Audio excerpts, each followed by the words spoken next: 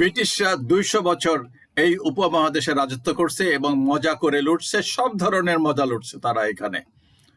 নারী বলেন, টাকা বলেন, মদ বলেন, সব ধরনের মজা তারা লুটছে। আকণ্ঠ ওই লর্ড ক্রাইভ এবং তার গ্যাংয়েরা। তারা চৌধুরী, তালুকদার আর মহারাজা, রাজা, রায় বাহাদুর, অমুক তমুক টাইটেল দিয়া খান সাহেব, খান বাহাদুর, স্যার, একদম সবগুলো কতগুলো দালাল সৃষ্টি করছে, নবী ভণ্ডন নবী বানাইছে। আর তার খেসারত সেই বিভাজনের মন মানসিকতা, আর ওই আলিয়া মাদ্রাসা দিয়া মগজ দোলাই দিয়া বলছে তোরা জান্নাতে যা, তোরা জান্নাতে থাকবি, সব জিকির আজগার কর। এই করে সেই বিষাক্ত এর থেকে বের হয়ে আসতে পারতেছে না এই সমাজ, এই রাষ্ট্র। ভারতেরও একই অবস্থা, পাকিস্তানেরও একই অবস্থা।